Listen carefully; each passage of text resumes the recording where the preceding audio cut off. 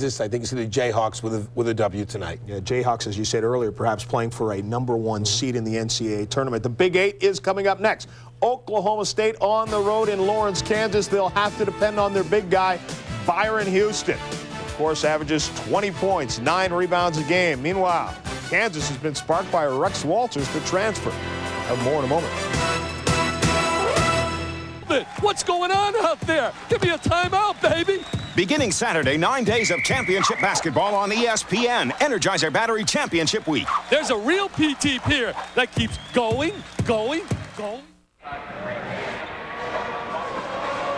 Welcome to the second half of Big Monday, and of course that means the Big Eight Conference. Welcome to Allen Fieldhouse in Lawrence. And now, ladies and gentlemen, one of the great traditions in college basketball.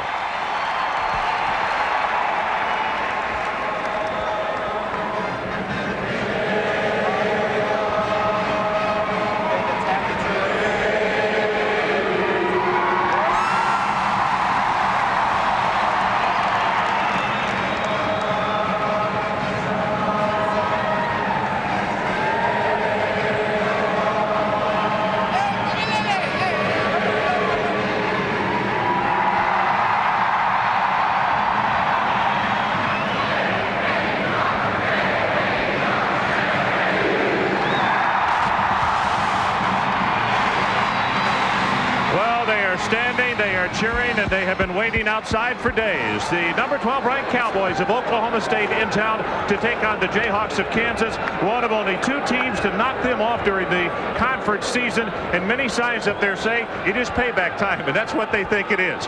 Hi everybody, Ron Franklin along with Clark Kellogg, and pure and simple, if the Jayhawks win it tonight, they will gain at least a share of the conference championship. But tell me about Oklahoma State. They jumped out to a 20-0 record, as high as number 2 in the nation. But Clark, they've lost 5 of their last 7. Are they reeling, or what is their state? Well, there's no doubt the Oklahoma State Cowboys hit an air pocket, but they plugged the dam, so to speak, with the win against Nebraska on Wednesday. All right, as far as this one tonight, now Houston probably 90% as far as his injury, but because of suspension, they're going to be playing without one of their key players. And that key player is Darwin Alexander, who's had some big games throughout his career against Kansas. There you see his average is 10 points, 3 assists a game, but 16 points a game against the Jayhawks. Byron Houston is going to have to step it up and be a major force inside to compensate for the absence of Alexander. All right, Clark, we are going to take a break. When we come back, Larry Conley is with us on the telecast. We'll get a report from him. But right now, let's pause for these messages.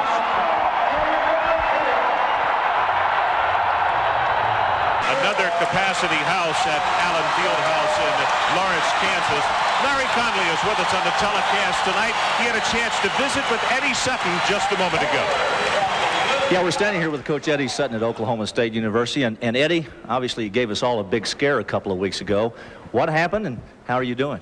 Well, I'm just fine, and they gave me a clean bill of health, and as I told the squad when I came back, I said I found out I've got a very healthy heart, so I can really get after you guys now. But it was a little frightening because I never had any problems health-wise, and I had some chest pains, and they thought at first it could be a heart attack, but they ruled that out, gave me a complete examination, and they said that I had a very healthy heart and no problem. So I guess this time of the season, a lot of basketball coaches could have problems like that, especially at that time. I think we had lost 3 in a row. You got off to such a great start this year, winning 20 in a row.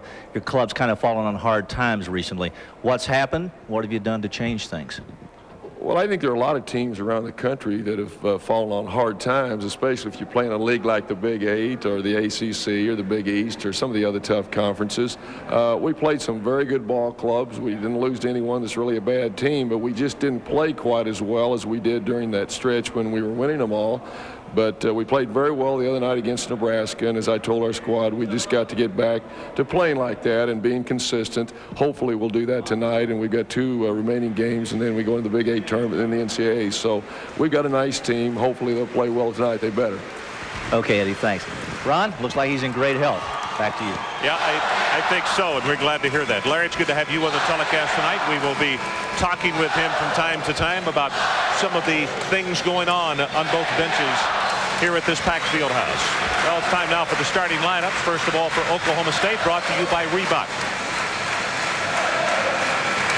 Hatcher gets the start tonight at guard, and although they're going to lose a little bit offensively, defensively, they may pick up a notch. He's 6'5", he's physical, he leads the club in steals, one of the league leaders in taking the ball away from the opposition. Sutton, Williams, Reeves, and also Houston, those are the starters.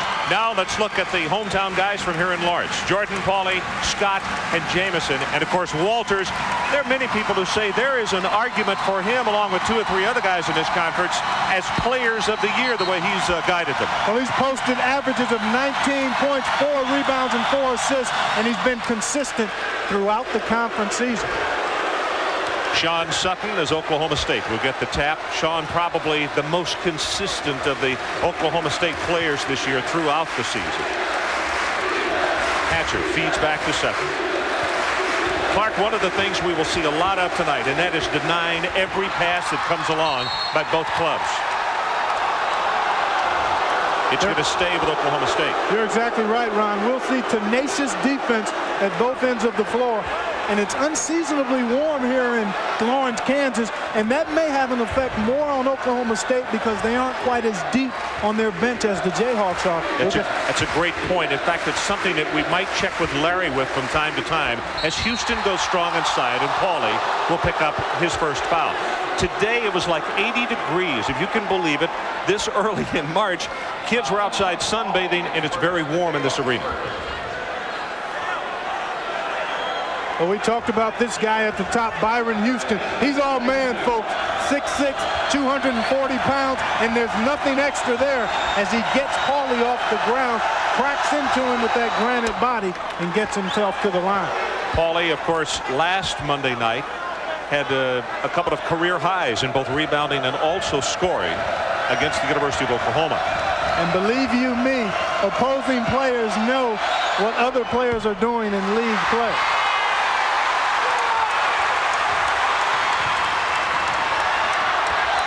Feeds back to Scott, and he missed it. Tip inside, tip again, and Pauly.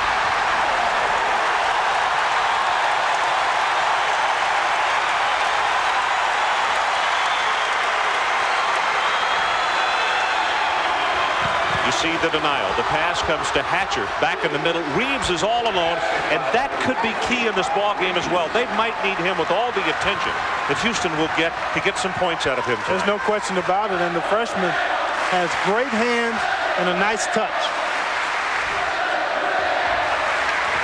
Bounce pass inside, and Scott was busy occupying Hatcher and was not looking for the pass. Turnover, Jayhawks. Well, the last time these two teams met, as you take a look at Roy Williams, there were 52 fouls called and 62 free throws shot. So you know it's going to be physical, and both teams excellent in their half-court defensive pressure. Stanley Reynolds is the referee tonight. Ed Hightower and Rick Wolko are the umpires. Jordan to push it. 4-on-1. Back to Jamison. Not a dribble beyond midcourt. That's the way it's supposed to be. No question about it. You don't need to check the air in the orange to execute the fast break, and Kansas did it perfectly there. The lob to Reeves, and again, the point is well stated as Houston is the man they're doubling on.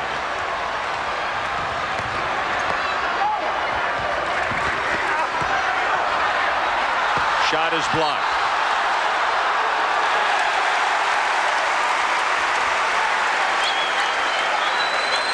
Talk about executing the fast break. Look at the spacing and the lanes being filled.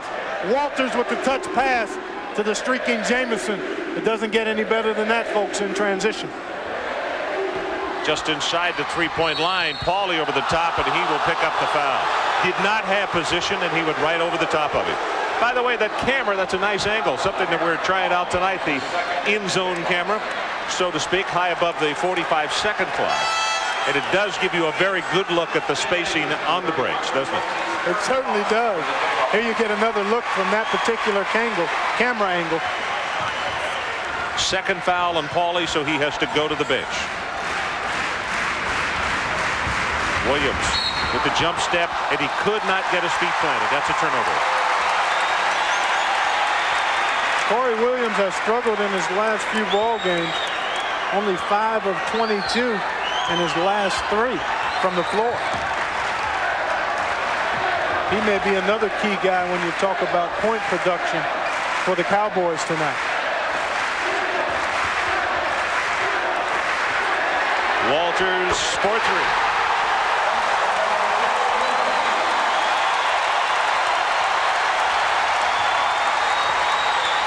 Well, both Walters and Adonis Jordan shoot the three-point shot extremely well. Walters at just over 42%. Yeah, you really have to defend the three-point arc against Kansas. And then when you start running out there chasing down three-point shooters, they slice you up inside. Houston with the great mobility. Couldn't get it to go, and here comes Kansas. They'll push it up.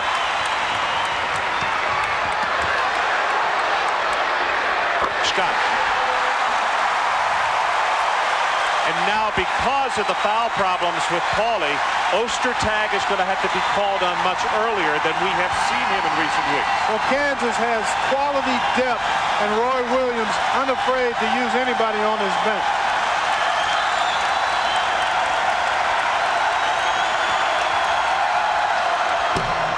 The three-pointer was not there. It's Jamison who rips it away. Boy, Scott doing a nice job. He's got Houston on his back. Davis with the tip inside, not there. Reeves comes down with the ball and hands it to Houston. Boy, I'll tell you, there are some big bodies banging inside, and these officials have their work cut out for them this evening as far as watching the play inside. That's going to be stolen, and Jordan will get it. Handy assist, though, to Davis. Boy, they just wear your jerseys. The Jayhawks try to get inside your jersey and get the ball from you. 7-0 run by Kansas. Reeves has it blocked. Scott sends it right back in his face.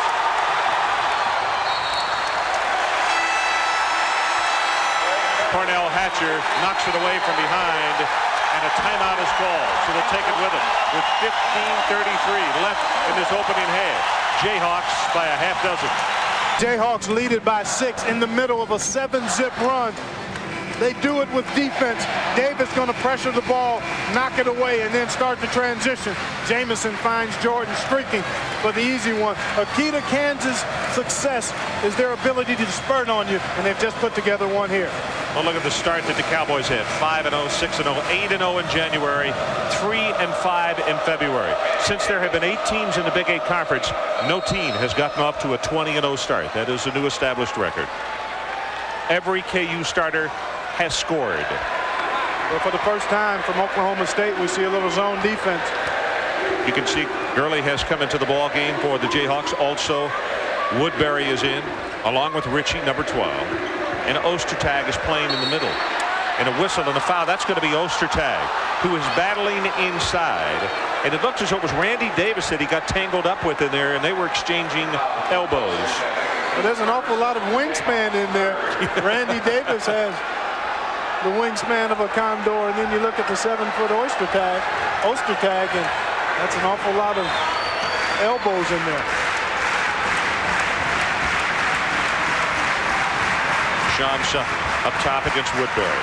Woodbury, a youngster who has maybe been a surprise to some, not to others, as that is partially blocked by Ostertag. And a foul is going to be called on Oklahoma State. And let's see. That's Randy Davis he is pointed at. Woodbury has come up very big in 3 key games this year, particularly the game up in Missouri. Career high for him that night. As Gurley goes out, and they will bring Jordan back in. Excuse me. And he also knocked in the game winner against Kansas State. You know, Woodbury is kind of like a potato in that he's versatile. I mean, you can make mashed potatoes, French fries, hash browns out of potatoes. Woodbury is that kind of player in that he's able to play the 1 or 2 spot for you in the backcourt and also give you some minutes along the front line. Ritchie couldn't get it, but gets the follow, and oh my goodness. Randy Davis, the 6'9" junior out of Houston, goes well above the rim to send that one back out. And let's go to Larry Conley for a comment from him. Larry. Thank you, Ron. Clark, I just sat by at the Kansas bench, and Roy Williams told his club, he says, look, if we get the break, we're going to take it. But he says, I want you big guys to come out and put more defensive pressure on those guys. I don't think you or I could have stood that kind of pressure. They really get in your shirt. You're exactly right, Larry. They're tenacious defensively. 11-5 the score. Pauly pumps it. Jamison tries to come away with it, and let's see, is it going to go off Sutton or Jamison? It will go to the Jayhawks. Collins will come in, Williams will come out. Terry, a freshman out of Joliet, Illinois. They thought probably he would be redshirted, but under the circumstances right now, certainly they need him. They really do, and they're glad to have him. He's been playing a little more and a little better lately, and with the unavailability of Darwin Alexander, his minutes will increase, as will Milton Brown. The Cowboys pretty aggressive in this 2-3 zone. Going to look to close out on shooters and then also protect the basket area. Jamison for 3, not there. Pauly in the middle. Clark, he continues to improve. Well, there's nothing like a nationally televised game where you post career highs in points and boards to get your confidence going.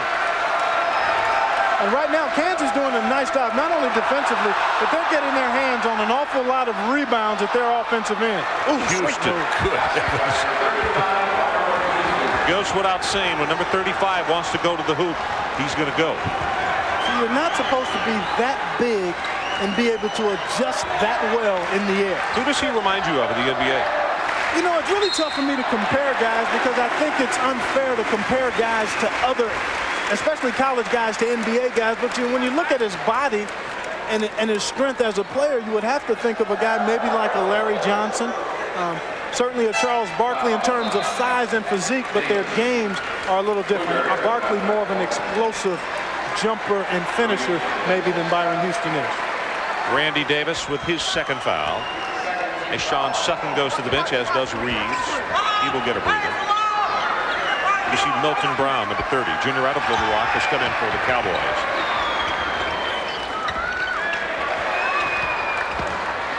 Well, look at the triple inside. Well, you don't want to leave Rex Walters there. You don't want to give him that kind of daylight. Walters not there on this one as the battle inside knocked away by Oklahoma State, and they will knock it out of bounds. One of the similarities of what Oklahoma State was showing right there is something that Georgetown does so successfully, and that is in the 2-3 zone where they trap on the wings so well. Yeah, you have to be aggressive, and you have to be quick recovering out of the trap. And that's the key, and especially when Walters is out there, as you take a look at the board action, and just as I alluded to, Kansas getting an awful lot of hands on offensive rebounds and also giving the Oklahoma State Cowboys one shot and one shot only. Scott will have it blocked and the whistle and the foul. I'll tell you, according to the official numbers, 8 offensive boards for KU and none for Oklahoma State so far. You know, when you look at games and you break them down statistically, a few of the key statistics for me are, one, the free throw game. How many attempts and how many do you make? And then also hustle points, fast break opportunities, and second shot points. And in those couple of areas, fast breaks and offensive rebounds, the Jayhawks clearly dominated here early. Well, I don't mean to address it too early, but this has been the bugaboo. Kansas leads the Big 8 Conference in three-point shooting, folks. They are dead last at 61% in free throws. It's really hard to explain. And Scott was 0 for 5 in the first game against Oklahoma State at the line and has missed his first one here tonight. Well, I would remind you, partner, that you would be remiss in your duties if you didn't bring that up. Jamison has it blocked, gets his own follow and takes it up. Well, we talked to Roy about it today, and he said, yeah, you bet it's in their head. He said, we're trying to get it out. He said, some days we shoot free throws, some days we don't, and we haven't been able to find the right combination. Well, it's confidence and repetition.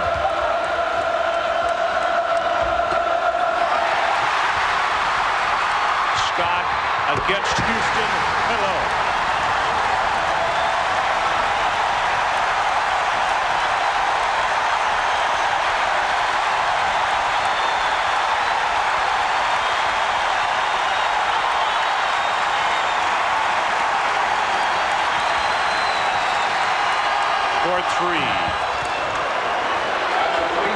Corey Williams quietens the crowd, and there's nothing that puts him back down any quicker than that. 17-10, Jayhawks by 7. The ultimate rally record is the 3.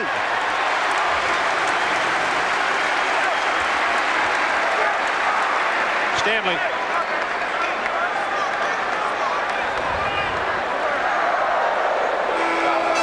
So there's a timeout on the floor. 17-10 Kansas, and one more look at the breakaway by Scott and the jam at the end. Roy Williams, and you see what he has done since coming here to Kansas. 19, then 30, then 27, 21, and Clark a total of 97 victories for this young man who has just finished his 4th year, now in his 5th. And I thought it was interesting, his observations today. They've had a full week off. The last time they played was last Monday night on television against OU. And we asked him how he used that time, and tell him what he said. Well, actually, they had one full day off. They had one light workout Friday, and then they had pretty crisp workouts the rest of the time. And, you know, it's really not often this late in the season that you get a week off. And I'll say this, in the first almost 9 minutes of this ball game, his team does indeed look fresh. Their legs look like they are fresher than maybe they were for the last couple of weeks in games we've done up here. Oh, that's a great look inside. Hatcher. Well, when you're denied and the backside is available and open, cut to the hoop. Nice find by Sean Sutton.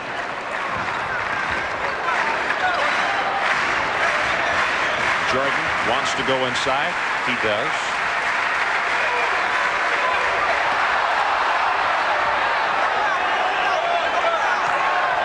Davis against Houston, and of course that combination right there, I'm sure Davis getting to see some things that maybe he hasn't seen against other players this year. Wouldn't you think? A lot of wood being laid in that paint area tonight. When you're running the number 35 in that black uniform, you know you've hit something. You just don't know what it is half the time.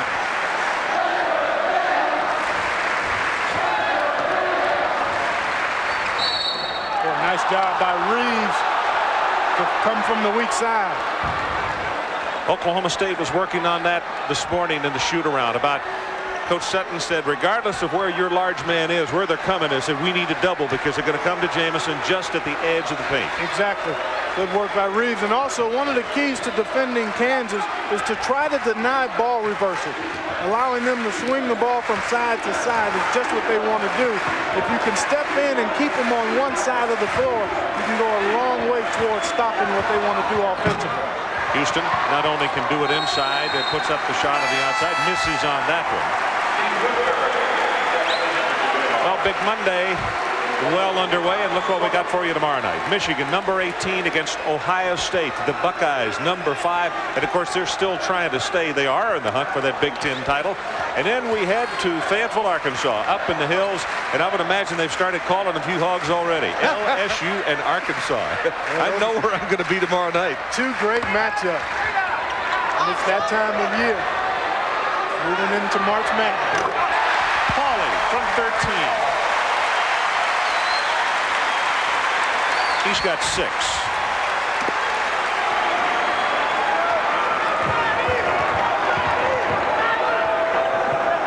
Oklahoma State still needs to get good shots every trip, and they can't afford another Kansas spurt.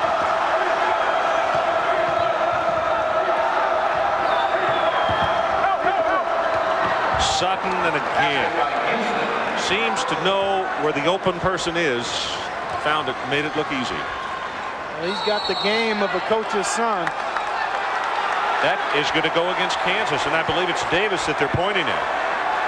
Byron Houston looks like he took a shot to the mouth. And he's as tough a college player as I've been around this season in terms of his intensity and the warrior mentality that he has. Davis walked by to pat him on the arm, and I'm not sure Byron looked at him. No, he did. He acknowledged, said he was okay. Good. The more physical it is, the more Byron Houston likes it. And I think anytime you're a physical player and the game is being called in such a way that you're allowed to bang, you relish it and love it. Sutton with the shot. He wasn't looking for that pass to come back from Reeves, I don't believe. Woodbury.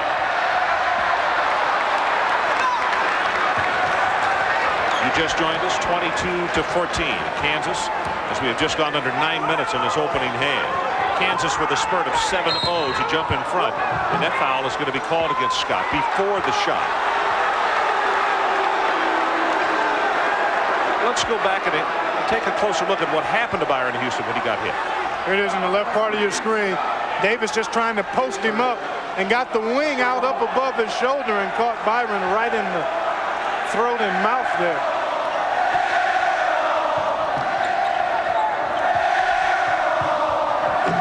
Sutton off the glass.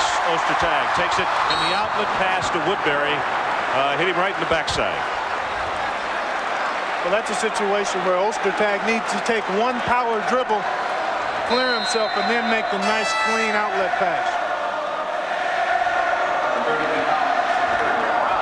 Miami and Florida International tonight. Good ball game down in the Sunshine State. Sutton will get a breather. Again, we see Williams out on top. Against this type of man-to-man pressure, you've got to break down somebody off the dribble. Byron Houston pulls up along the baseline and knocks it down. Terry Collins in the ballgame. You'll see number 32, the freshman we talked about from Joliet. Boy, Houston and Scott really working inside. Oklahoma State now mixing up their defenses. They've shown a little 2-3. Now they're playing a sloughing man-to-man with the exception of the guy on the ball. He's going to defend the ball tough. Everybody else will be sliding into the paint. Ostertag and couldn't get it to go, but Scott in the follow. See, the one problem you have when you slough in defensively in the paint is that long rebounds are going to get away from you. And that's just what happened there. Scott just in the right place at the right time on that missed shot.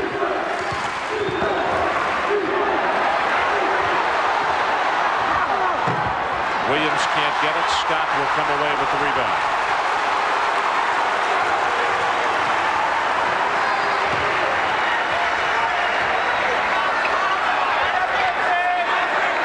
Ritchie with the pass inside, and Reeves with the reach-in.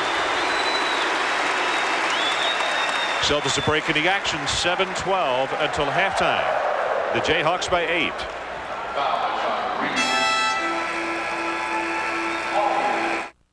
Kansas on top 24-16, just over 7 to play until halftime. And let's go back to Larry Conley and check in with him. Larry? Thanks, Ron. You know, one of the things I found out in the Oklahoma State timeout, in the last commercial timeout, was they're very concerned about entry passes, getting into their offense. They get into that 1-4 alignment, and they're not getting the ball to the wings. And the other thing that Eddie Sutton was concerned about was his interior defense. He didn't feel like his guys were really pounding it hard on the inside. All right, Larry, thank you.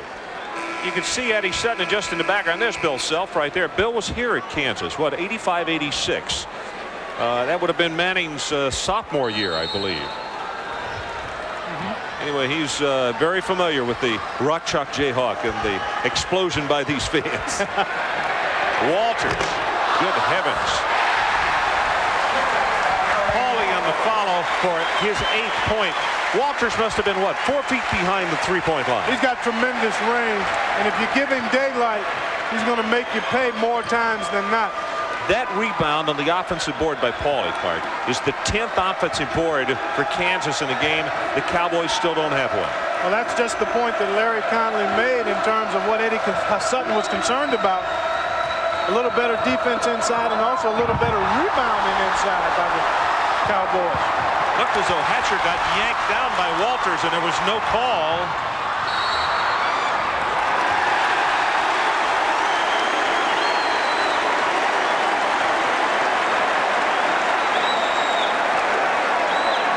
Let's go back and take a look at that offensive rebound just a moment ago. Well, Walters gets daylight. Nobody puts a body on Pauly. Davis went to the middle instead of chasing Pauly down to the weak side. Well, he likes to see you coming, Ron. In the last 5 games, 12.6, 5.4 rebounds. Missed on the alley-oop right there. Jameson was sliding under the press table. Scott, I beg your pardon, trying to get that ball. Well, he's having some kind of first half. Richard Scott been really aggressive defensively and has been just as aggressive on the offensive backboard. Take a look at the hustle here. Paulie unable to convert, and Scott not giving up on it. Unable to come up with it. He was safe, though. Throw is late. 10-point lead by the Jayhawks. See Davis back in the lineup. Paulie came out high to take in. About to go under 6 minutes until halftime. Kansas doing such a nice job denying the next pass. Hatcher. Not there. Houston on the follow. Whistle and a foul, and that is going to go against Jamison.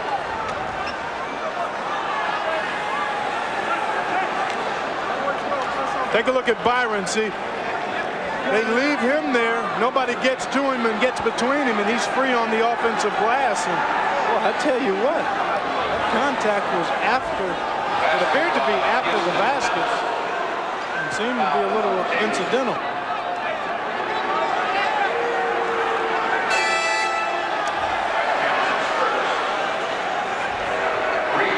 So Reeves will come back into the lineup. Davis will go out. Sutton goes back over to check with his dad on the sideline. 16 fouls against each club. Here we take a look. Hatcher going to take the shot. Houston gets loose on the offensive glass.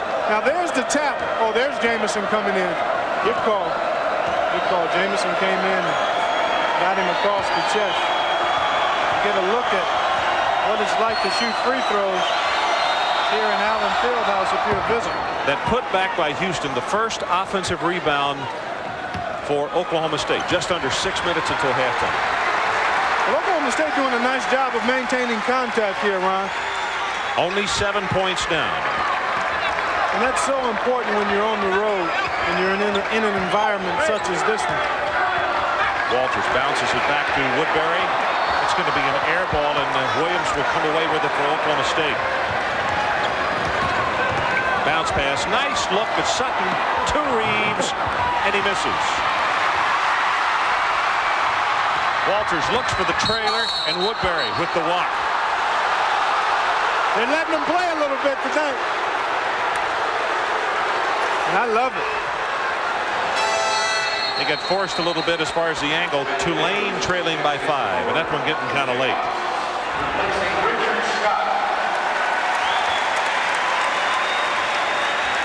Scott will come in. Davis back into the lineup. And Davis, of course, will be working against Houston.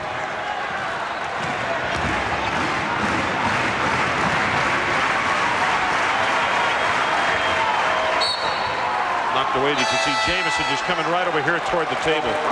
These two clubs on the floor, over the table, the chairs, whatever, they will go any place to hustle for the basketball. They play with great intensity.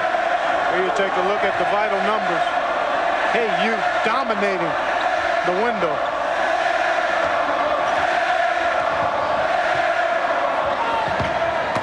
The lob to Houston. They try to get the double. Shot is blocked and knocked out of bounds, and it'll go to KU.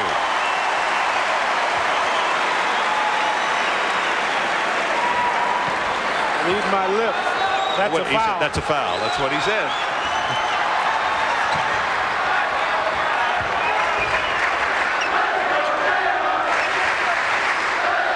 Good spacing here by Kansas. They constantly got a guy trying to flash to the ball. And in an offense like this, the guy who sets the screen is the most dangerous, especially when he sets the screen in the paint area. You see Walters step in, set a screen, and pop out. Constant motion, looking for a breakdown or the open outside shot. Paulie gets his own carom and will knock down the foul.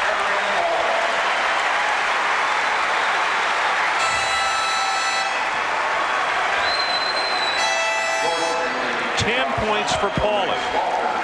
Jordan got a good breather. He comes in. Also, you see number 42, Randy Davis, back in the lineup, and Reeves will sit.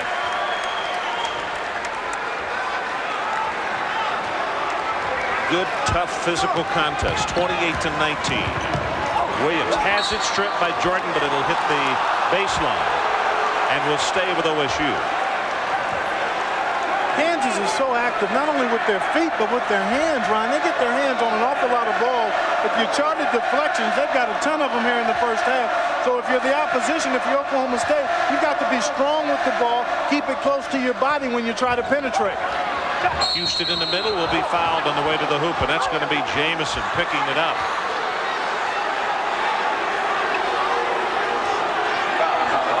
Second foul on him. Just what I was talking about. Look how tight the ball is to Houston's body. That way he keeps the defender between him and the basketball.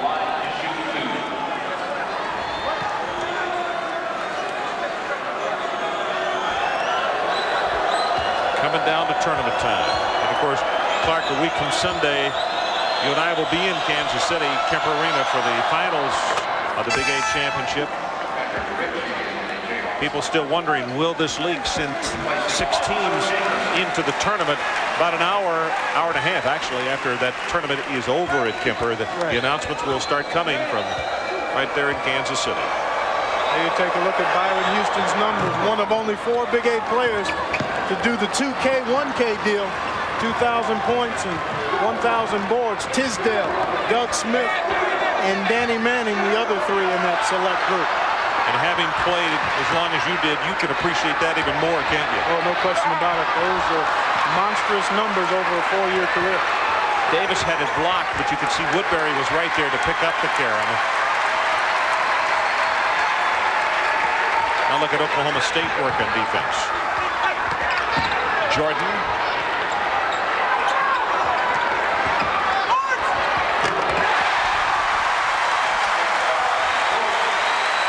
That's really tough when you work that hard on defense. A team runs 30 seconds off the clock at least and then hits the jumper. Push, and that's going to be Pauly. Well, we talked about Tuesday night and what a great evening it's going to be tomorrow.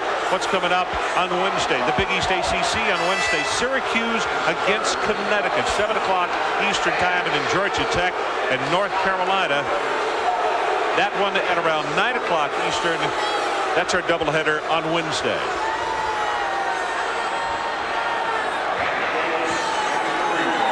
Third personal foul against Pauly, and of course that's the reason for the disagreement from the partisan house here in Lawrence. I really like this young man at the line, Randy Davis, coming off an impressive double-double in the win against Nebraska. 13 and 13 he had. He's active and he's raw. I mean, he didn't start playing basketball until late in high school, and he's got a bright future. Needs to get stronger, but when he does, watch out. 3:14 until halftime. The Jayhawks by 8. We'll be right back. Oklahoma State has had little success at Allen Fieldhouse over the years, going 3-26 back to 1964. But it was the Cowboys' day in 1989. Corey Williams' three-pointer and 15 points gave OSU the second half lead for good. And freshman Byron Houston's 9 points and play down the stretch gave the Cowboys their last win in Lawrence. Well, not that Byron Houston is anywhere close to being overweight now, but he really was very svelte as a freshman, wasn't he? Well, he's just added a little more bulk. I mean, he's still chiseled pretty good. Clark in rebounds in the first half, 25-6 KU. You would think that's a misprint or an error, but clearly Kansas has been the more aggressive team on the glass. Substitutions are bench scoring. KU 28 and Oklahoma State 17. Ritchie with the three-point attempt. It's Williams who goes up high, and here's the long baseball pass. And Davis will knock it down. Jordan was there and like lost his footing for a second. 30-24. As we were talking during the timeout, Oklahoma State just simply won't go away. No, they really won't. They're like a pine tree here. They're bending, but not breaking. My dad used to always tell me you've got to bend with the breeze or you're going to break. And right now the Cowboys paying heed to that little thing. Jordan for 3.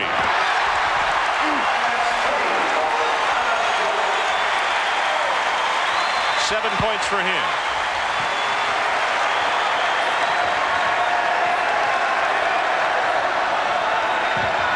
Houston against Scott, and Scott will pick up the foul.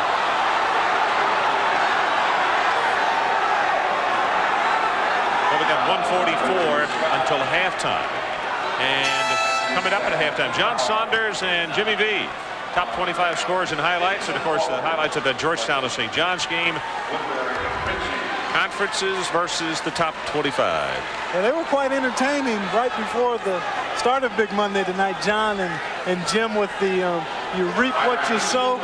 A little segue on that particular parable. Talking about seeding and so on and so forth. Nice job, guys. I enjoyed that.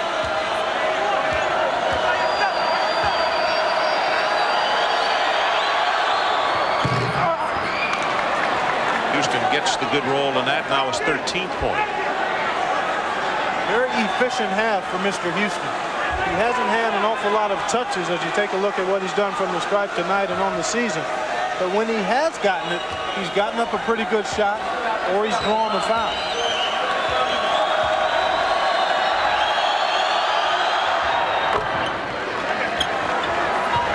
And this is the first game of his that I've done where he hasn't been in early foul trouble.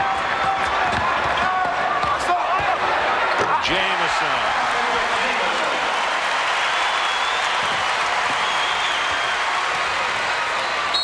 Will you know something? I'm wondering about his shoes. That's twice tonight that he has slipped and has been called for traveling. And Ed Hightower is now talking with him and looking down at the tread.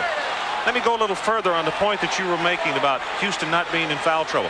I think this crew, with all the big bodies banging aside, I think they've done a wonderful job in the first half, because you could have all those big guys on the bench right now if they had called every push and bang. Well made point. Jordan just slips on through, can't get it to go though, and Sutton will come away with the rebound.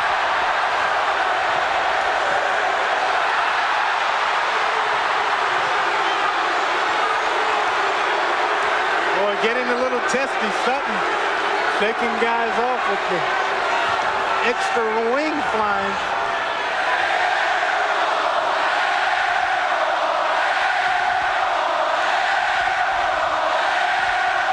Shot clock with 18. Looks for the cut. Sutton dishes it off, and they get the easy two. That's a nice look. That's an excellent find by Sutton with heavy traffic and in trouble.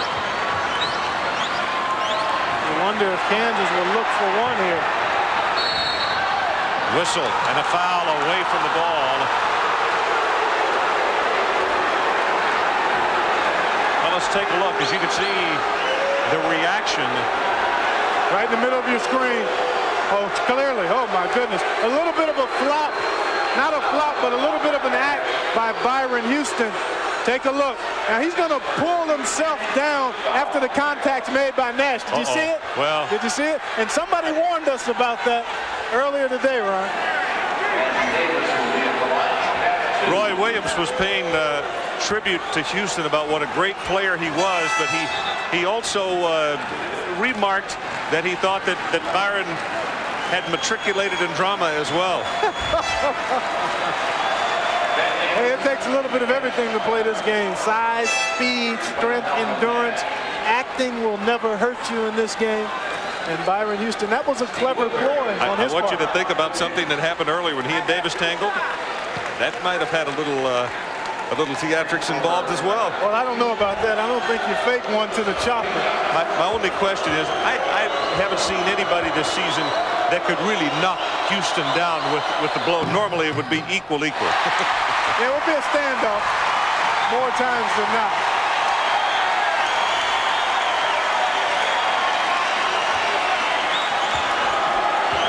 Well, I tell you what, if the Cowboys can get in here at the half, only down 6, if they can get a defensive stop here, down no worse than 6, they'll have to feel real good, because they've weathered a pretty good punch from the Jayhawks here in the first half. Yep, they really have. Brown comes in. You can see that they will get Houston out to make sure he does not pick up a foul just before halftime. He only has 1. Look at Corey Williams get in the stance. This is just a spread. They're going to try to let Jordan penetrate and either get for himself or find for a teammate. Jordan bounces it to Davis, has it blocked on the way to the hoop, and he's going to go to the line for a couple.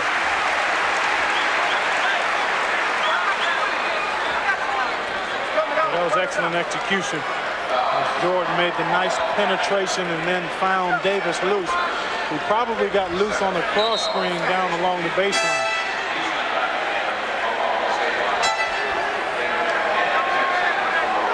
Cornell Hatcher picked up the foul. It's only his first. But of course, the thing that Coach Sutton and his staff concerned about, the 3.7 seconds on the clock until the halftime. Couldn't get the defensive stop and to send Kansas to the line. Well, the way the Jayhawks have shot free throws, it might still be a defensive stop. And so you've still got a chance if you're Oklahoma State to get a clean board and push it ahead, especially on the miss, because the defense will be a little unsettled. People will be scrambling to miss. So with less than just under 4 seconds left, if you board it and advance it quickly, you can get a shot. Gets one of two.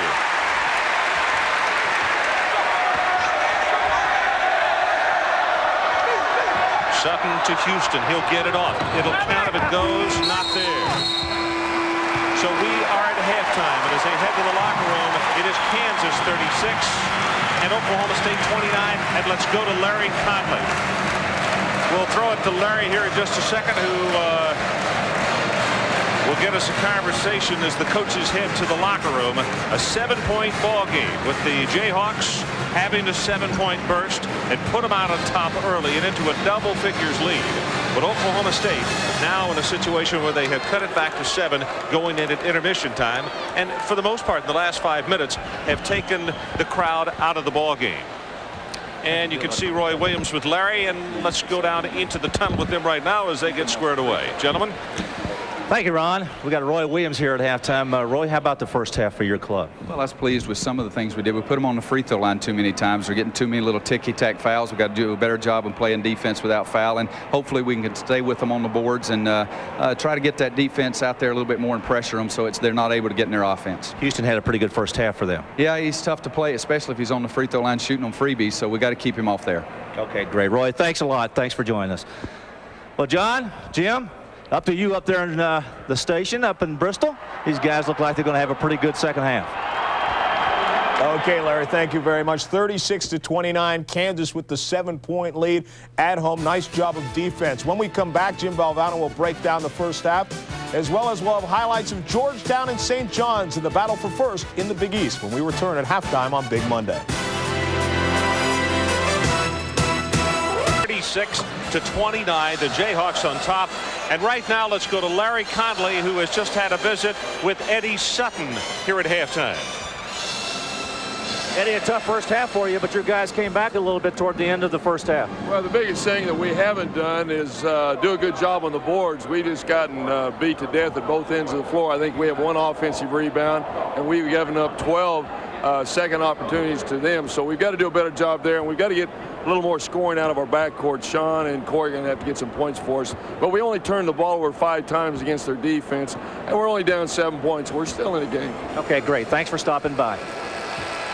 So Coach Sutton just a moment ago, and that's exactly what we talked about in the first half. Amazing to have only 1 offensive board, but Kansas only 1 of 4 at the line. In fact, Oklahoma State's been to the line about 3 times as many times in their backyard. I think that's what Roy was alluding to just before halftime, don't you? Well, I alluded to those 3 areas of the game: fast break points, rebounding, and the free throw game. Clearly, Kansas has dominated on the backboard, but Oklahoma State has gotten to their advantage at the free throw line. As we take a look at these stats, also I want you to elaborate on what Oklahoma State has to do to pull it even closer than the 7 points they are trailing by right now. Well, obviously they still have to take care of the basketball. They have to eliminate the difference in second chance points and in rebounds, and continue to get the ball inside to Houston, who has had some success drawing fouls and getting himself to the free throw line.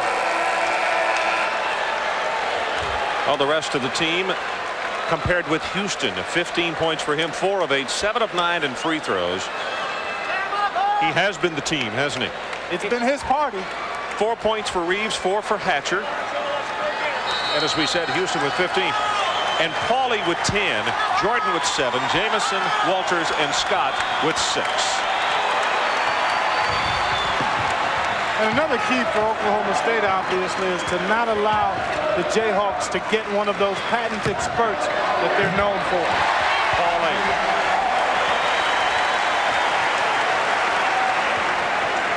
Points for him now.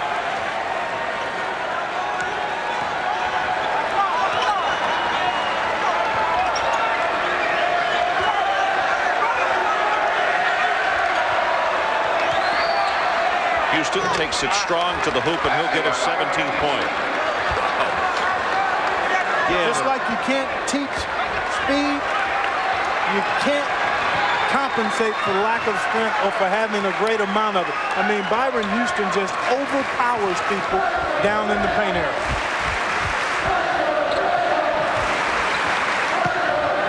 Jamison, that ball's going to be bucked right back over here to us.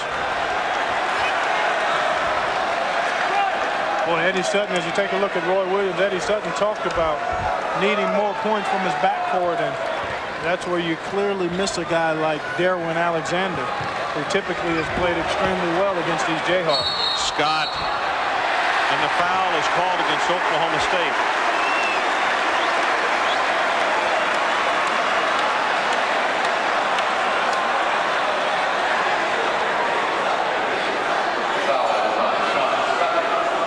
Sean Sutton will pick up the foul. For a moment, I was kind of waiting to see if maybe he would call an offensive foul, but they did not get that call.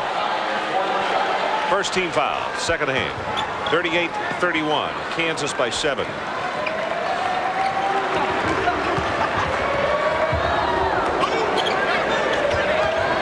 Jordan inside to Paulie. You can see the quick attention he gets, so they go back outside, and Adonis Kansas. You know, Adonis Jordan knocked down 5 of 6 threes in their last game, but over his last 6, Ronnie, had only made 29 of 70 from the floor. But he's clearly one of the best three-point shooters in the country at 45%.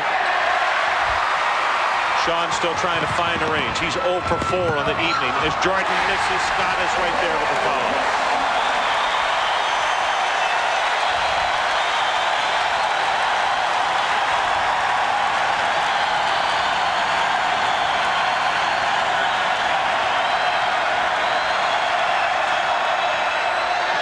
To Reeves, and he gets hacked hard by Jamison. Well, I think they whistled it on Paulie, though. Wow. It was kind of a pick'em. There were 3 guys in the neighborhood. That's going to be 4 on Paulie. Watch from the other side. Both of them may have gotten it. Well, there's the push right there by Paulie with the left hand. And then Scott got a piece. Jamison got a piece. But I guess Paulie's guilty because he got the first piece. So Reeves to the line, and Paulie now with 4 fouls, 12 points, and he goes to the bench.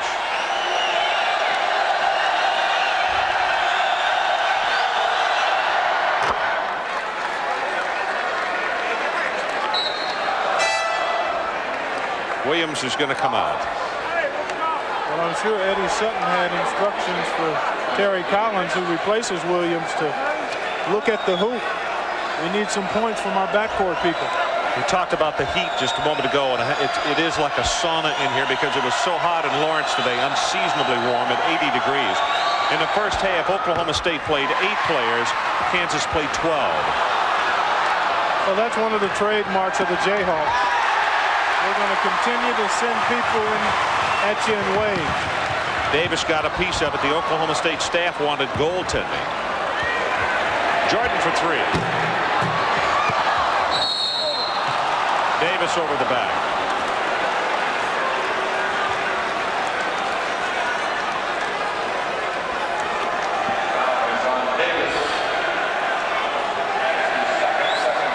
Second one on Davis. Second team foul against the Jayhawks in the second half. Because of the foul trouble, the Jayhawks going to a little bit of a zone of 1-3-1 here. Houston almost loses it, and he does, and he'll be called for the foul as Walters got whacked down very hard.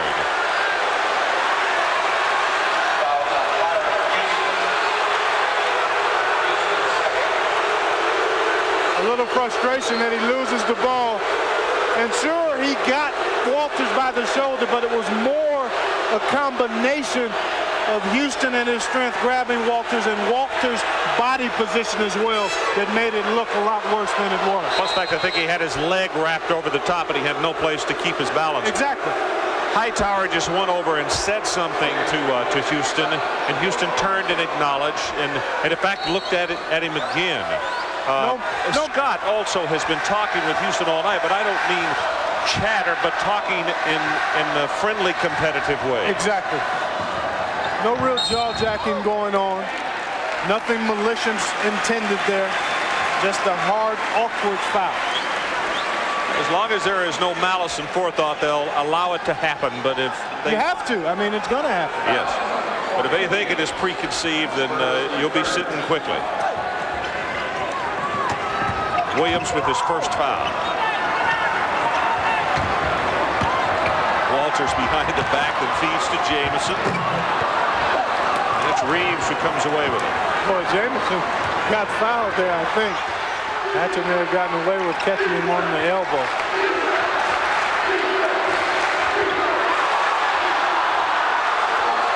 Houston against Scott. If he gets you on his body, he'll take you wherever he wants you to go.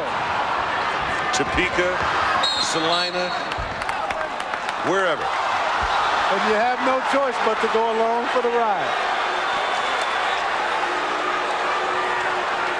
Third personal foul on Richard Scott. Well, championship week coming up, 33 games, 24 conference finals, and it all begins on Saturday right here on ESPN. Sean Sutton will come back into the lineup. Davis is going to come in. And you can see the furrowed brow on Sean Sutton, and he's just not accustomed to shooting as poorly as he has in the ballgame. He's, what, 0 for 4, I think, from the field.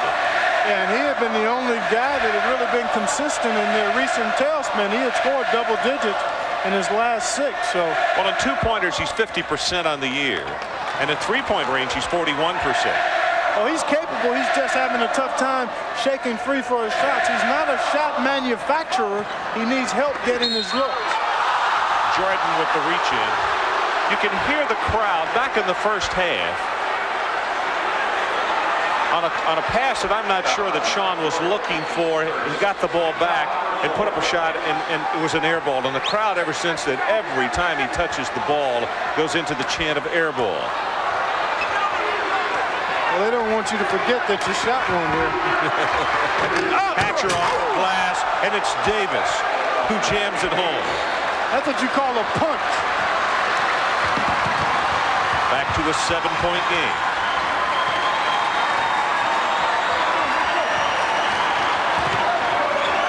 See, what has to happen for Oklahoma State? Great block. Scott blocked by Houston. Sutton will take it on in. They volleyball it around, and Hatcher will come up with it. The point I started to make is that Oklahoma State has to get inside of Kansas's comfort zone. And this might do it. See, Kansas has maintained a 7 to 10 point lead all night long. Now how do they respond when it's down to 5? Well, this is a 7-point run by Oklahoma State. They were down by 12 just a moment ago.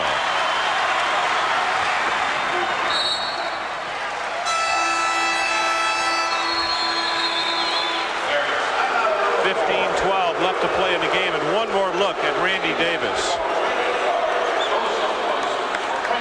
5-point ball game with 15-12 left, and let's go to Larry Conley. Larry, what you got for us? Thanks, Ron. You know, I'll tell you how important it is for Oklahoma State to beat Kansas in basketball. In 1956-57 season, they beat Kansas 56-54 and called off school the next day. The hero, Eddie Sutton, he scored 18 points. Guess who the big guy was for Kansas? Wilt Chamberlain with 32 points and 14 rebounds. You know, that makes me even think more of Eddie because he's never told me that story. If I had done that against Wilt Chamberlain, I'd have told the world.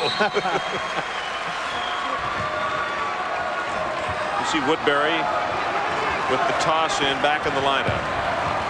You know, sometimes you forget that these coaches that have coached for a long time at one time played as well and were pretty good players. Yep. And of course, he was born in Kansas. Eddie Sutton was. Sean Sutton with the steal. Ron, we have to make a mental note of this juncture in the game as you take a look at the run by Oklahoma State. Which is 7.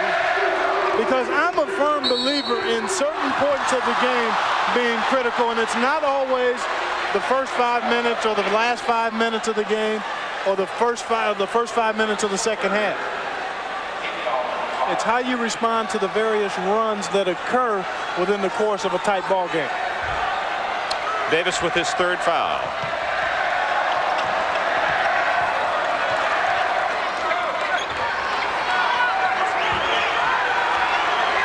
The Jayhawks with 5 team fouls. That is going to be blocked by Scott. Williams inside, can't get it. It's Davis who comes away with it for KU.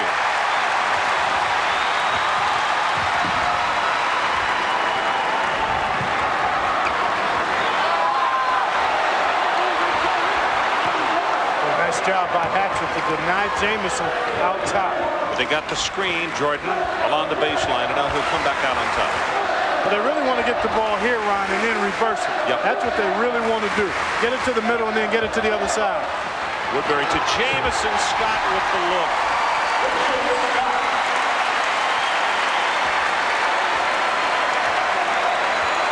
Walters and Ritchie preparing to check in for the Jayhawks. Also, Ostertag will come in.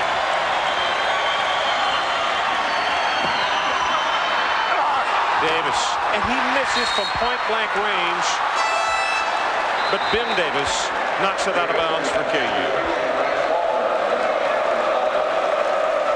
Eddie Sutton trying to cheer his charges on. You remember we told you several weeks ago that Roy Williams has a system, many coaches do it, that when a hand goes up, they come out of the game on their own. But if he thinks they're loafing, then his hand goes up and they sit for longer than they want. Yeah, you've got to make sure you let him know when you need to come out. Huge basket by Mr. Houston. And he'll go to the line to complete the three-point play. Again, it's 5, and OSU can cut it to 4. I know I'm redundant, but strength is strength is strength. See, he initiated that contact there. Knew he was going to get bumped and still concentrated enough to get the shot down. And Davis picks up foul number 4. You know, that's veteran against rookie. Reeves will come back into the lineup. We talked back in the first half as Davis goes to sit down. Randy has done a good job tonight. He had that monster slam a moment ago.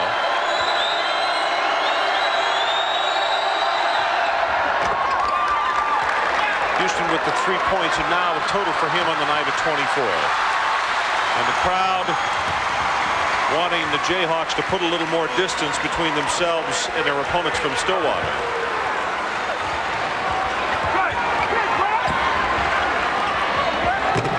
Walters not there for him as Reeves comes down with it.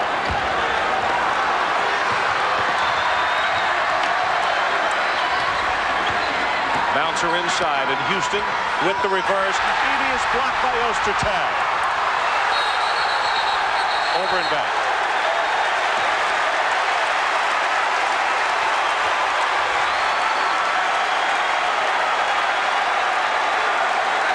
Look at Houston get great position inside, but the Jayhawks help defensively. 4 guys get around, and Ostertag comes in and gets the block. Houston never saw him. Take a look. Houston is like a dryer attracting lint when he catches the ball in the paint. 4 white jerseys around him, and Ostertag able to get the block from the backside. Johanning, number 54, also in the lineup. He was the 12th player for KU back in the first half.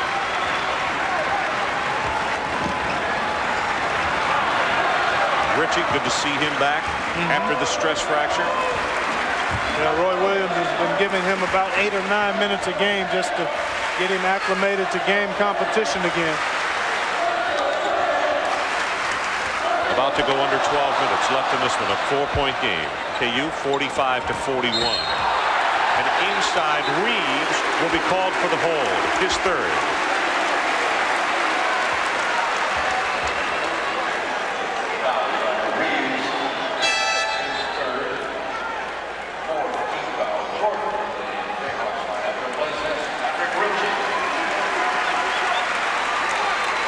You take a look. Reeves doesn't move his feet and beat Ostertag to the spot and gets called for holding. A little attention getter with that size 17 up in the air.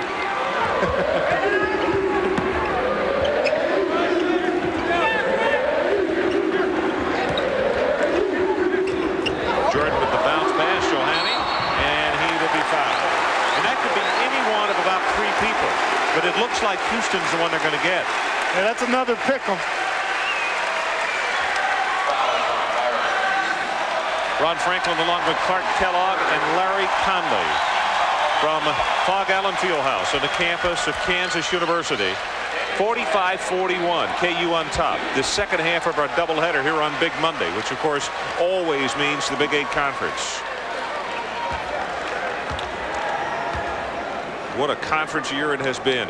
And Clark, in talking with both of these coaches today prior to the game, Oklahoma State is really the only senior-laden team in the conference. They've got 4. This is a very young conference. Everybody has got most everything back. Exactly, and some of the schools having solid recruiting years. Kansas has some outstanding players coming in. And the key to being a solid conference year in and year out is to not have the significant fall off when you lose good players and seniors. That's right. Johanny misses. There are many people who say, to back up your point, that KU is going to be a better ball club next year than they are this year. I got a couple of guys sitting out due to Proposition 48, Calvin Rayford and Sean Pierce. I got a kid out of junior college, Darren Hancock, that is exciting and plays above the rim, along with Chris Davis out of Oak Hill Academy. Walters will do it himself. 8 points for him. I would remind you, it was last Monday, 2 steals by Walters that electrified the crowd and turned it around against OU. We'll keep that in mind because the crowd's back in it.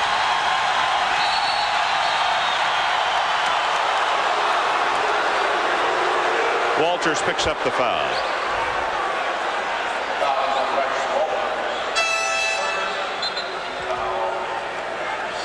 Tough shot by Houston. He's challenged. Clean board by Walters. Coast to coast. The eyes light up right now. He's going to get to the rack and finish. Great explosion and acceleration to the window by Rex Walters. I was just about to comment that he had been a little bit silent because he only had 6 first-half points. But not only a big 2 points right there, but so many times he electrifies the crowd and his teammates with his style of play. Exactly. His intensity level is great night in and night out. And you have to credit Oklahoma State's defense with limiting him so far tonight because he's been challenged on every shot and he's had to work really hard to get good shots. Cornell Hatcher buries it. How about the Cowboys in the free throw strike? They haven't missed many. On a free throw shooting, Oklahoma State is 3rd in the Big 8 at 69.5%.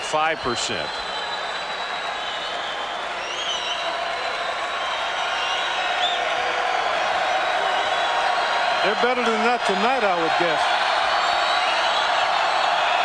But they're 11 of 15. 11 of 16 as they volleyball it, and Hatcher comes away with it. Well, now you need to make them pay. You got to get a hoop here. After that great work on the boards, you need a hoop to put a period on the sentence.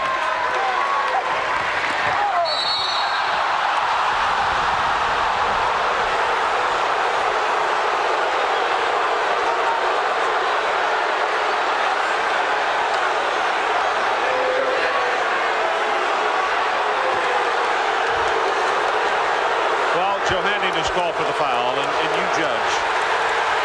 Boy, that's tough. It looked like he may have been there. Another angle. Hatcher on the penetration. Boy, that could have easily gone the other way. You could see Johanny. Maybe the reason for the call is he was just late getting there. Maybe a fraction, but time really shouldn't be a factor there. It's a matter of whether you're stationary and in good position. And Mr. Williams is out of his jacket, but I would think the temperature in here would have necessitated that move.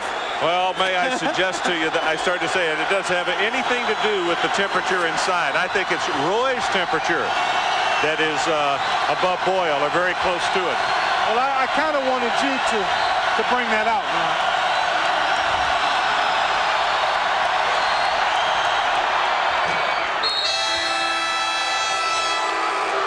So let's take a break. It is hot here in Lawrence. We'll be right back. Ron Franklin and Clark Kellogg along with Larry Conley.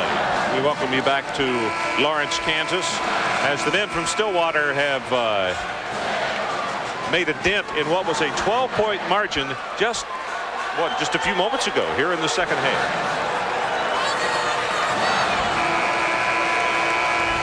There you take a look at the numbers. Oklahoma State has done a much better job on the glass. They were out rebounded 25-8 at the half. They've gotten 6 more themselves, and the free throw story, a big one here as well.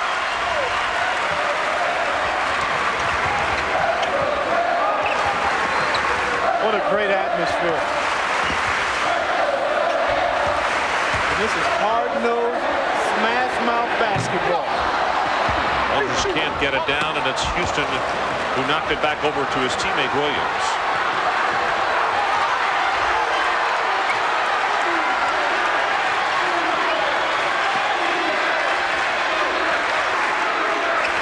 See Milton Brown, number 30, back in the lineup for the Cowboys.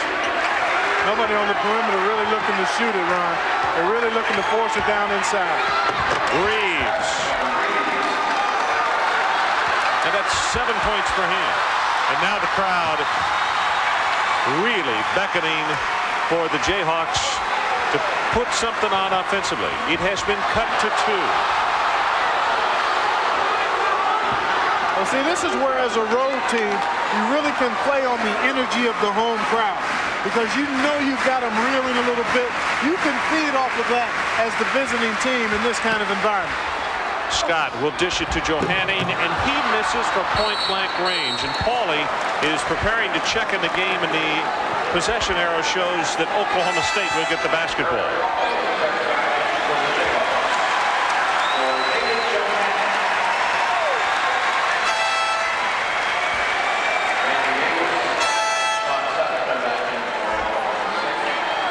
Well, Oklahoma State on this trip right here could tie the game. Of course, they also, with a three-pointer, could take the lead.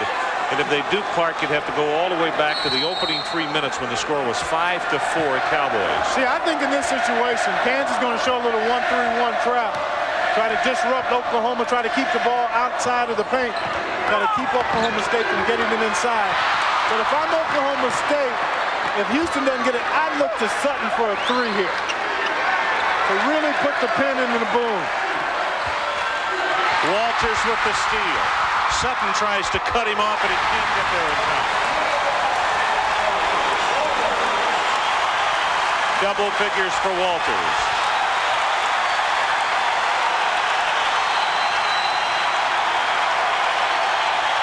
So a great move here by Roy Williams to get Oklahoma State out of their rhythm. And in fact, Eddie Sutton is calling for a timeout so they can discuss an offensive plan.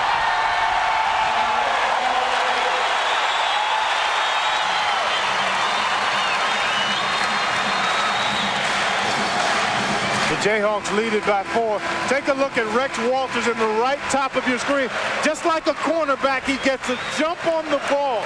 The long cross-court pass gives Walters time to make a clean break on it. And then it's off to the races and the finish. And Walters now with another big steal and finish in this second half. Oh, the yellow brick road, Dorothy says, no place like Minneapolis-St. Paul. A lot of hoops between now and then. Oh, yes. Certainly the Jayhawks possess the type of team that may have a chance to get there. The trap on Sutton. I can tell you they're fired up in Oz right now, though. Well, this 1-3-1 zone has gotten Oklahoma State out of getting the ball inside. 4 seconds on the shot clock, and a push and a foul against Kansas.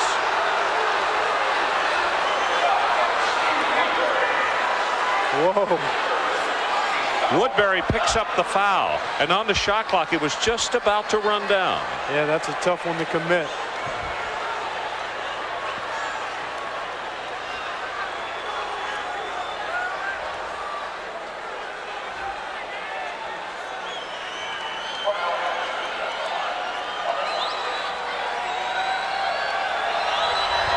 You know, I talked to Cornell Hatcher after the shoot-around today, and I said, "You're going to get the starting nod tonight, aren't you?" And he said, "Well, I don't know." He said, "They don't tell us until right before the game." Well, I said, rumor has it that you're the guy. Rumor has it, and also the press release that they had just given us what the coaches had said. I guess he was the only guy that didn't know. And sometimes that's probably better. Yeah, it could be. Although he's a senior, he's an experienced player. He gets quality minutes night in and night out, so stepping up a little bit would not affect him in a negative way, and it certainly hasn't tonight. 2-point games. We're about to go under 8 minutes left in this one. Walters against Hatcher. Hatcher knocks it away, and he'll be called for the foul. Didn't need to reach in there. Was in pretty good position with his feet and body, and just committed a silly foul there.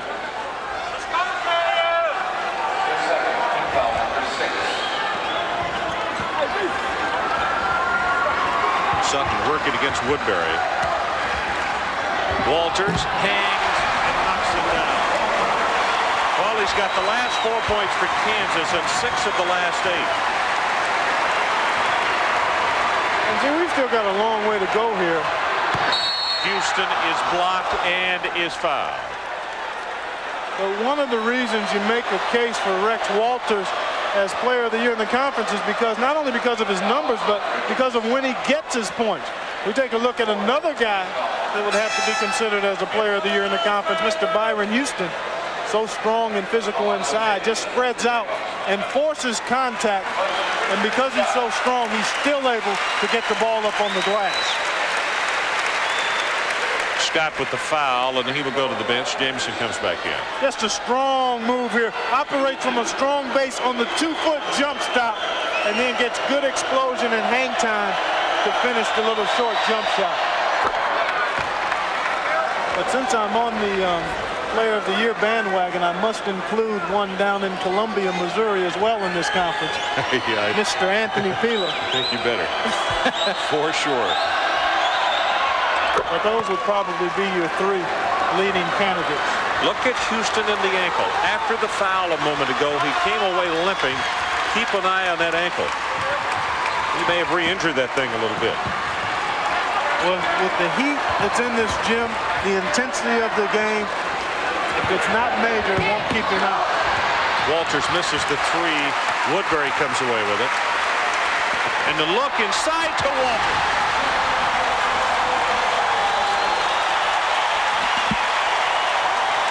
How about the pass? How about the pass from Alonzo Jameson? Jordan called for the handshake.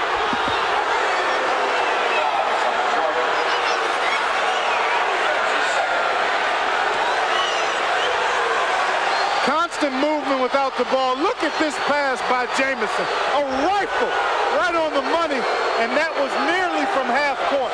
Between the top of the key and the half court circle. That, folks, was not an easy time.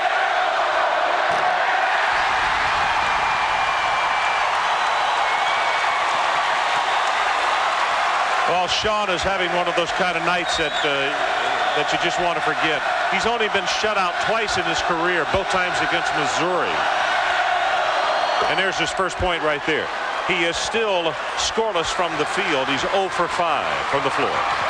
But despite all of that, Ron, I still think he would be a dangerous 3-point shooter here late. Yeah, it would be unwise to leave him alone. Walters strong to the hoop and is fouled.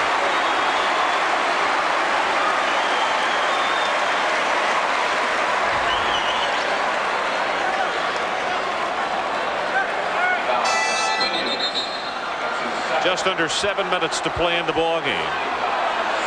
54-51 KU.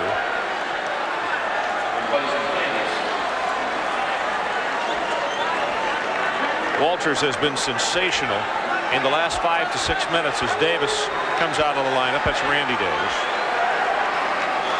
You know, much has been made of Rex Walters' contribution this year and also his conditioning. He's a fanatic physical fitness kind of guy. And you know, late in close games, when it's hot in the building, a guy who's in peak condition, not only is he able to go harder and longer, but he feels like he should be doing more than the other guys on the floor. You remember I told you it was a couple of steals that he had against OU last week that really turned the game around. If he gets this one right here, which he does, he has got 10 of the last 12 KU points.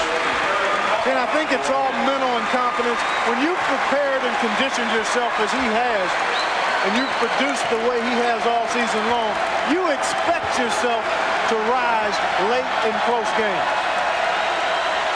That was Pauly who went to the bench. Johanny comes in replacing him as the pass inside will be picked up by Reeves. Williams for three. Walters with the bouncer and Woodbury.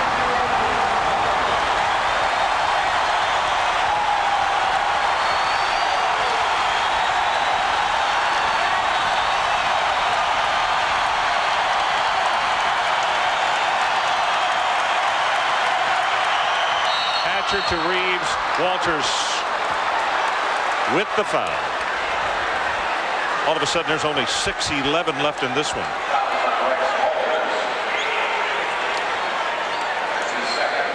It's such a great ability to have when you can go coast to coast. The floor is spread.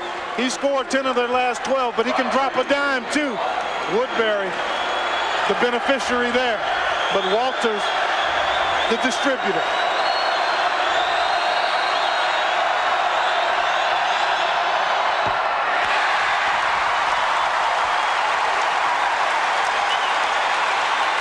Oklahoma State is 18 of 25 at the line tonight. As Eddie Sutton rolled his eyes. I'll tell you this, though, the home team has only been to the line 8 times. Reeves gets the second one.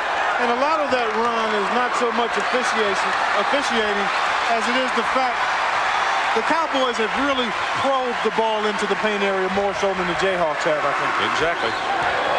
6 minutes. And a 6-point ball game and a foul in Houston.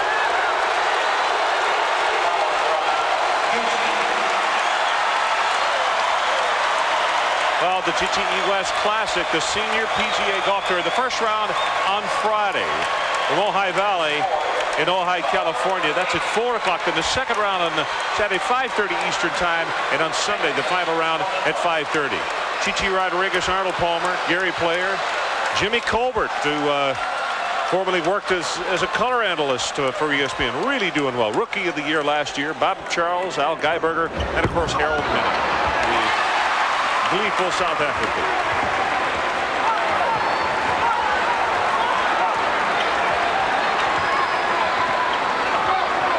Roy Williams electing to go with Johanny to give Pauly. Jamison. Reeves called for the foul, and that's 4 on him.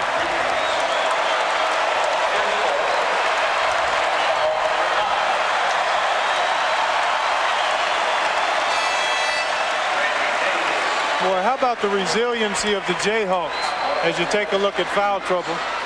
4s are wild. Houston Reeves goes over to the bench to visit with his head coach as Randy Davis comes in. Well, the last time Jamison missed, the Jayhawks were able to retrieve the board.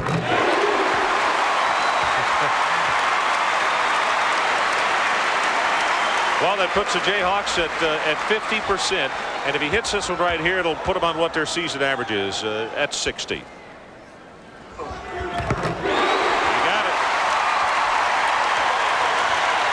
You've got to be impressed, certainly with the job he's done and also with the job his team has done in terms of weathering the storm.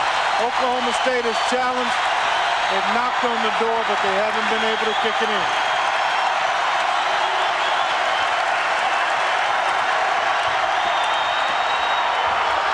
Blocked inside.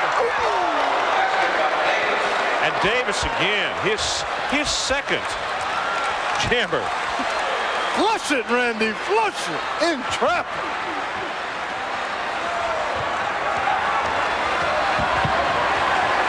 Jordan with the bounce pass. Jamison reverses it. And an offensive foul against Jamison.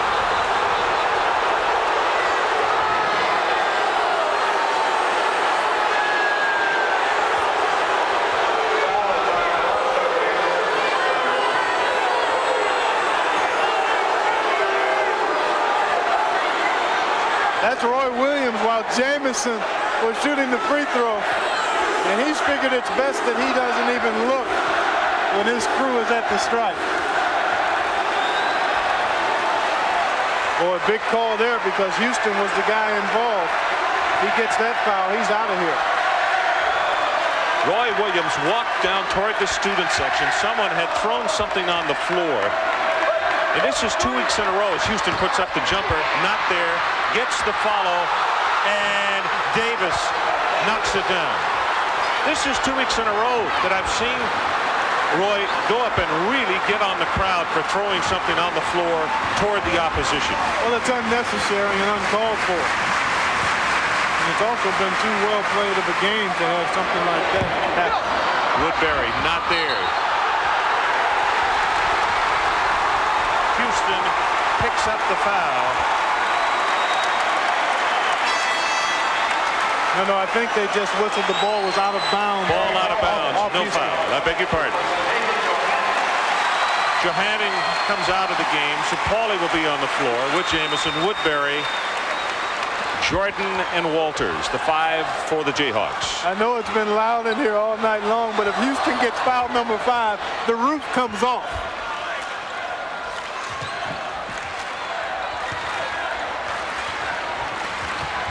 Walters dishes to Jamison, the quick pass, but Jordan thought better of it. He gives away a few inches to Hatcher. That would not have been wise. Good patience here by the Jayhawks. They're trying to work Houston. Oh, Woodbury. The same thing we talked about in the closing moments against Missouri. Poise under pressure by the Jayhawks. Alonzo Jamison has made 2 splendid feeds. I'm talking 5-star assist here.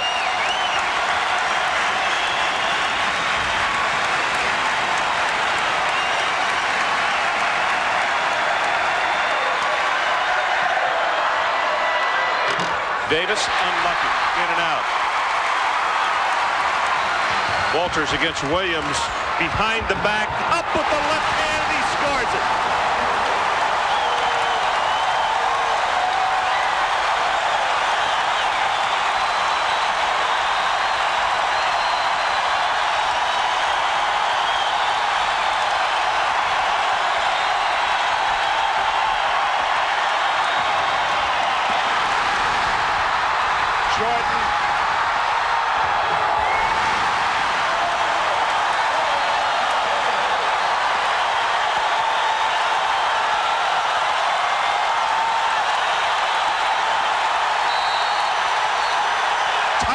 Oklahoma State.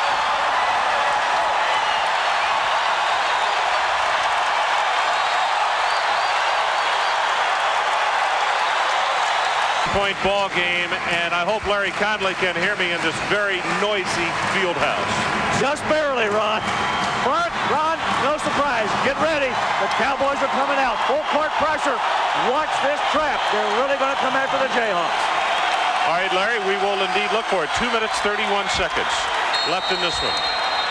And for Kansas, trying to get at least a share of the Big 8 title for this season. And if they win it, it will be there. Well, in order for the Cowboys to trap, they need to score. And they're going to call it on Richard Scott. Pushed him before he got the ball.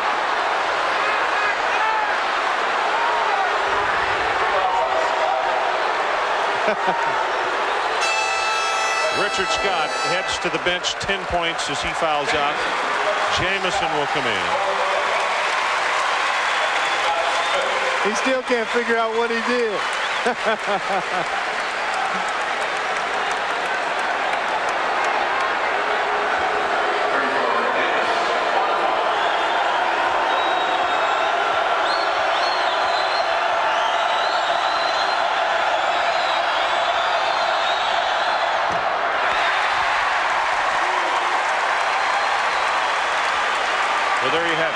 Oklahoma State has 1 timeout left. Total fouls and the possession area is with the Jayhawks. Both over the bonus, of course, the 2-shot maybe 10+.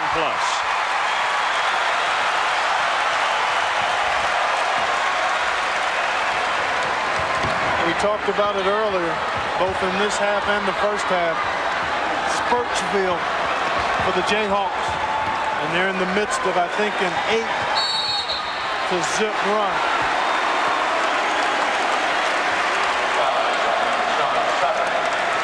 Sean Sutton will pick up his 2nd personal foul. Well, standing by Sports Center with Dan Patrick and Bob Lee, then followed by Fresno State at the Pit in Albuquerque. That at around midnight this evening.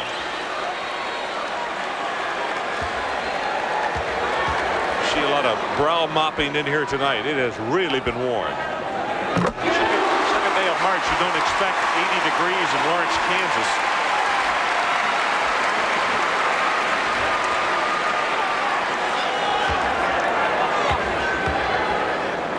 With under 2 minutes to go, Oklahoma State in a position of desperation. But I don't think they can win it because they haven't gotten a good look at a 3-point shot all night long. And there's no reason to think that now when they need it most that they'll be able to get it. Sutton with the lob to Davis. Randy Davis has really demonstrated tonight his ability to get off the floor. And that's going to be an intentional foul against Sutton. And that'll get Mr. Sutton's blood pressure up a little more. You know, the actual foul wasn't intentional, but the intention wasn't intentional, if that makes any sense.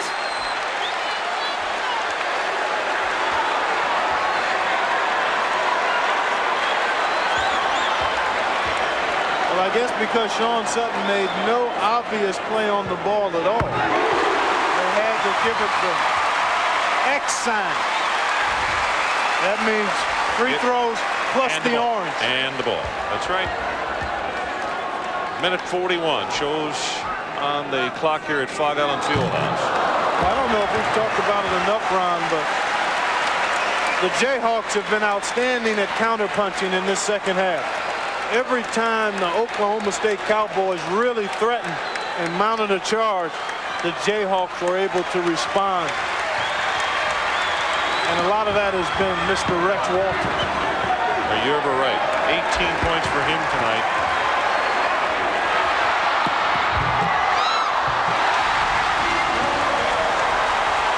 Woodbury gets his own follow.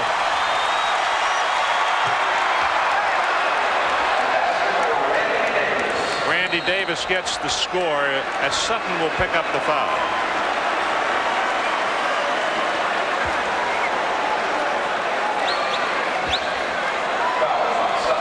New Mexico State is that ball game coming up, not Albuquerque.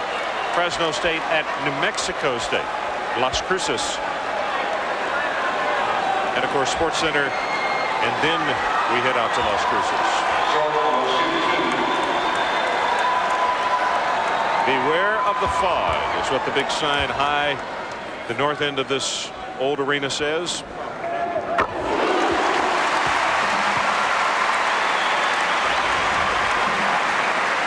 And as I mentioned just a moment ago, Kansas with this victory here tonight, and now they're up by 12, will clinch at least a tie for the conference championship. They will go to 10-2 in the conference.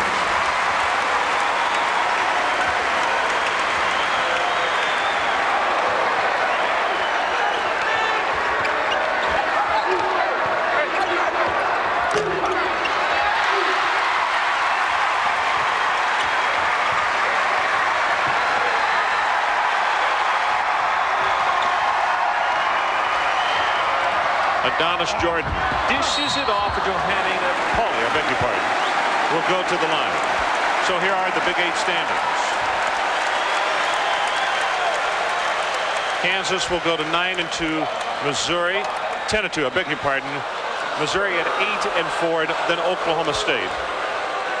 And for the Cowboys, they will go to 6-6. And that means that they will have lost 6 of their last 8 ball games. Well, they're definitely in a downward spiral, and they missed one of their key guys tonight, Darwin Alexander. And the concern for Eddie Sutton is that he wants his team to start to play better basketball, and in spurts, they did tonight. They played pretty well in spurts. Too much of a disadvantage on the boards early, and then late in the game when they had a chance to tie it up, Kansas was able to jump out and put it away. In the first half, we mentioned Kansas was only 1 of 4 at the free throw line. They were 11 for 14 in the second half. Well, make it 11 for 50. Well, you can't say enough about the intensity and the effort of the Jayhawks from start to finish at both ends. Sutton for 3. It's not there.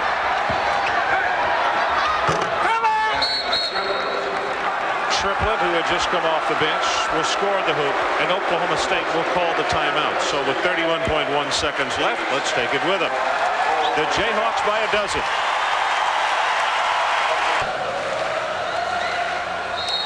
(74-62). About a half minute left in this one. Gurley is going to be fouled. Sean Pell, a big freshman out of Clearwater, Florida, had just come into the lineup, and of course that's his first foul. This is what is remaining for the 2 clubs for Oklahoma State. Colorado at home and then at K-State. And for the Jayhawks, they have to go to Iowa State, and they close it out at home against Missouri. And Kansas has had a very tough time with Iowa State on the road. Ames has been difficult for them. And a tough place for a lot of teams, but especially for the Jayhawks.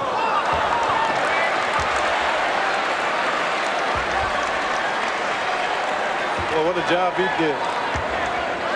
Late in the second half, when Oklahoma State was really in a comfort zone, he went to the 1-3-1 defense.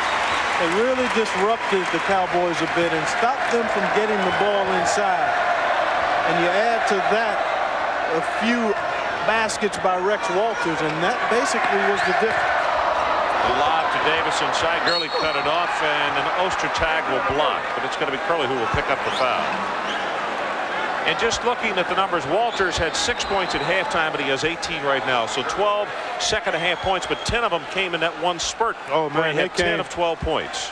They came during winning time. Yep. And when you can get big numbers during winning time, that says an awful lot about what kind of player you are. And there you look at Rex Walters, all business, and he took care of plenty of that tonight. Don't forget, SportsCenter coming up next, and then immediately following that, Las Cruces, New Mexico, as New Mexico State plays host to Fresno State.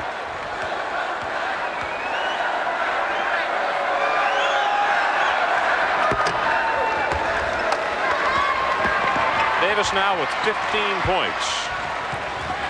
Well, he's had a nice, strong game off the bench. Ostertag is there, and it will be knocked out of bounds. 7.9 seconds.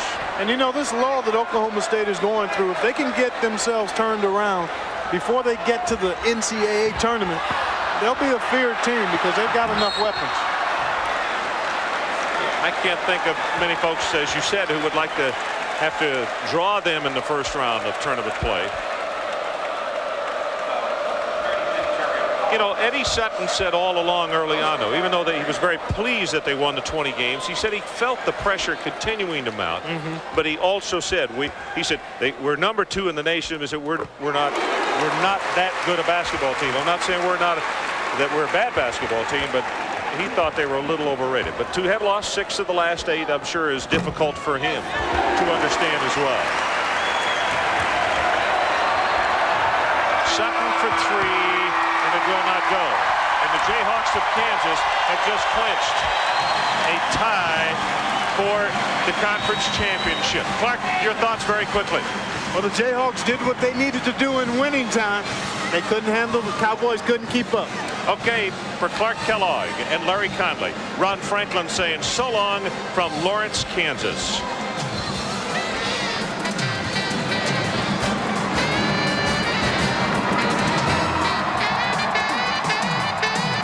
ESPN's NCAA basketball is brought to you by the people of Nike, who encourage you to just do it. By Smooth, Busch Beer, and Easy Drinkin' Busch Light. By Michelin, because so much is riding on your tires. And by DuPont, better things for better living.